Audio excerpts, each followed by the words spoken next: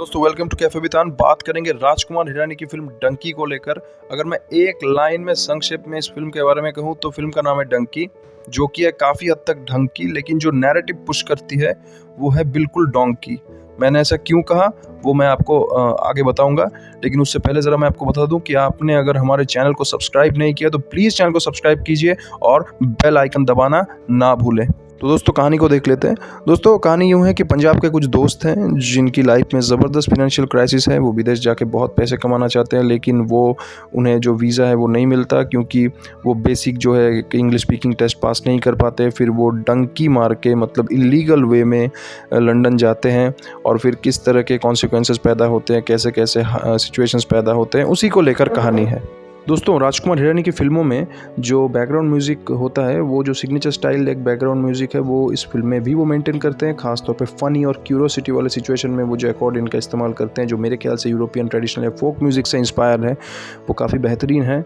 और जो गाने वगैरह हैं वो भी फिल्म में काफ़ी अच्छे हैं। अब दोस्तों फिल्म की बात कर लेते हैं। फिल्म जो है फर्स्ट हाफ में कॉमेडी ड्रामा है, सेकेंड हाफ में फिल्म की जो इमोशनल इम्पैक्ट है वो बहुत ज़्यादा है। आपको सोचने पर मजबूर करती है ये फिल्म।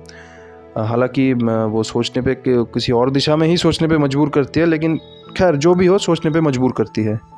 एक्टिंग एंड परफॉर्मेंसेस की बात करें तो शाहरुख खान कुछ जगह पे बहुत नेचुरल लगते हैं, अच्छे लगते हैं, और कुछ जगह पे बहुत अननेचुरल लगते हैं। ऐसा लगता है कि वो ज़बरदस्ती वो रोल है वो करने की कोशिश कर रहे हैं।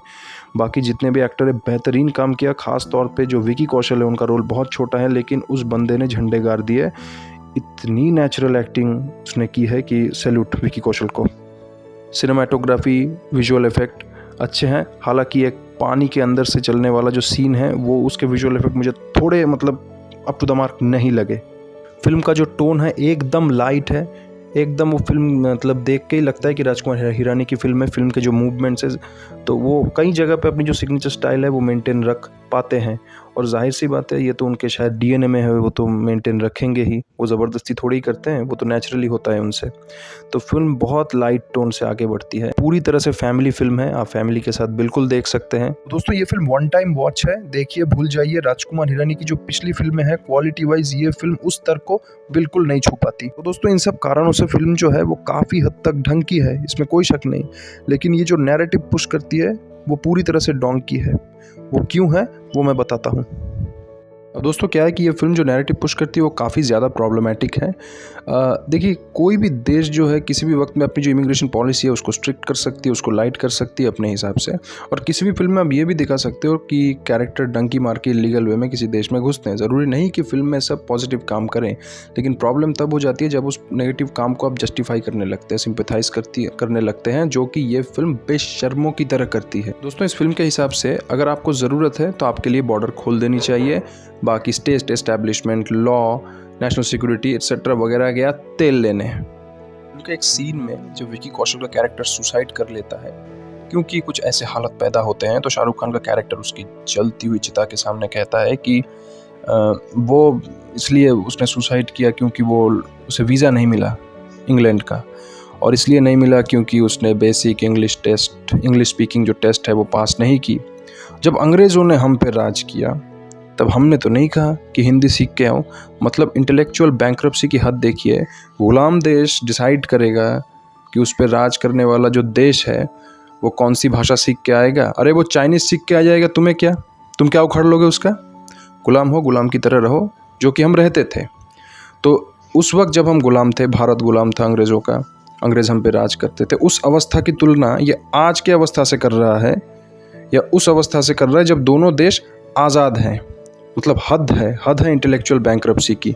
और या तो नशा करके डायलॉग लिखा है। एक सीन है जहाँ शाहरुख खान और तापसी पन्नू और समेत कुछ दोस्त घुसते हैं लंदन में, मेरे ख्याल से 3 लोग ही थे वो, और जब पुलिस उनके पीछे पड़ती है तब वो कहते हैं कि हम इनके रिकॉर्ड्स में नहीं हैं, हमें लाइसेंस नहीं मिल सकता, अगर तुम्हें कोई छेड़ दे तो तुम पुलिस में नहीं जा सकती क्योंकि हम इनके रिकॉर्ड में नहीं हैं, इनके लिए हम है ही नहीं। जाहिर सी बात है भाई, इलीगली घुसोगे तो कैसे रहोगे। फिर तापसी पन्नू की जो कैरेक्टर है वो कहती है कि ये अंग्रेज़ों के बाप की ज़मीन है क्या, ये उनके बाप की है क्या, पूरी दुनिया रब की है, बस बॉर्डर खींच दिया, ये तुम्हारा ये हमारा। ये सुनने के बाद मतलब मैं चौंक गया। मुझे लगा सच में नशा करके लिखा है डायलॉग, क्योंकि मैं इल्लीगली किसी देश में घुसूँगा और जब पुलिस पीछे पड़ेगी मैं विक्टिम कार्ड खेलूँगा और मैं उन्हीं के देश में जाके उन्हीं से बोलूँगा, मतलब मैं अंग्रेज़ों के देश में जाके अंग्रेज़ों से ही बोलूँगा ये देश तुम्हारे बाप की है या नहीं। ऊपर से मैं इल्लीगली घुसा हूँ यहाँ। मतलब ये कहना चाहती है फिल्म कि यूरोप जो है वो यूरोपियंस के बाप का नहीं, भारत भारतीयों के बाप का नहीं, ईरान ईरानियंस के बाप का नहीं, अफ्रीका जो अफ्रीकन्स के बाप का नहीं, सभी देश सबका है। एकदम बॉर्डर खोल दो और हम धर्मशाला की तरह अंदर घुस जाएंगे।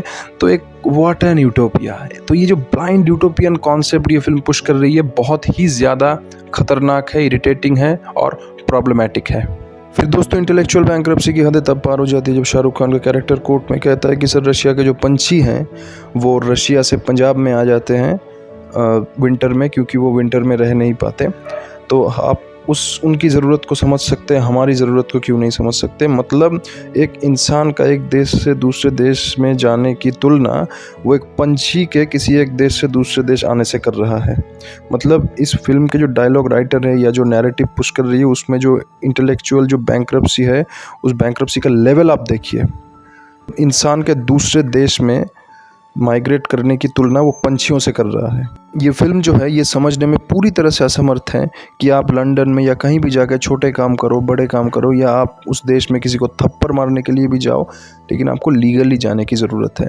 लेकिन अगेन ये फिल्म ज़रूरत को ही महत्व देती है, ना कि नियमों को, कानूनों को। और इस एनालिसिस के हिसाब से मतलब अगर मैं ज़रूरत के मारे चोरी करूं तो वो क्राइम नहीं है, वो ज़रूरत है, और अगर मैं लालच में करूं तो वो क्राइम है। मतलब एनालिसिस तो यही बनता है ना इसका। दोस्तों इस फिल्म में दिखाया ये गया है कि बेसिक इंग्लिश स्पीकिंग जो टेस्ट है वो फेल करने की वजह से वीज़ा नहीं मिलती है कुछ दोस्तों को। तो अगर और ये बेसिक इंग्लिश स्पीकिंग जो टेस्ट है ना, ये कोई इनह्यूमैनिक टेस्ट नहीं है। किसी ने आपसे ये नहीं कहा कि आप 200 किलो उठाओ या 50 अंडे खा के 1 घंटे में हजम कर जाओ। ये बहुत ही एक नॉर्मल टेस्ट है और कई ऐसे देश में नियम है कि उस देश में जाने के लिए आपको एक हद तक वो भाषा सीखने की ज़रूरत होती है ताकि आप कम्युनिकेट कर सके। अब सरकार ने ये ठेका नहीं ले रखा कि उनको भी ढूंढ निकाले जो भले ही फेल हो चुके हैं लेकिन इंग्लिश में बात कर सकते हैं, इसलिए उन्होंने एक टेस्ट क्रिएट की है कि आप वो टेस्ट पास करो और वीज़ा लो। अगर आपको वो वीज़ा नहीं मिलती है, अगर आप वो टेस्ट पास नहीं करते हो तो ठीक है, मत जाओ। और अगर आप जाते हो इलीगली तो कॉन्सिक्वेंस के लिए भी तैयार हो जाओ। विक्टिम कार्ड आप नहीं खेल सकते, जो कि ये फिल्म बेशर्मों की तरह खेलती है। दोस्तों मज़े की बात यह है कि ये फिल्म इलीगल इमिग्रेंट्स के पर्सपेक्टिव से उनकी जो प्रॉब्लम है, ज़रूरत है, वो उसको तो दिखाती है, लेकिन इन इलीगल इमिग्रेंट्स की वजह से जो यूरोपियन कंट्रीज़ में जो law and order situation, national security threat और भी तमाम जो प्रॉब्लम्स हो रही है, उस चीज़ को ये फिल्म बिल्कुल दिखाना तो छोड़िए, उसके बारे में बात तक नहीं करती। ये फिल्म पूरी तरह से उस मामले में खामोश है। दोस्तों ये जो भी बातें मैंने आपसे कही ये मेरी रियलाइजेशन है, ज़रूरी नहीं कि आप मुझसे एग्री करें, आप अपनी बुद्धि का इस्तेमाल खुद करें। तो ओके दोस्तों, आप मेरे रिव्यू से सहमत हो भी सकते हैं, नहीं भी हो सकते हैं। तो दोस्तों यही था हमारा रिव्यू, मिलता है किसी नए वीडियो में।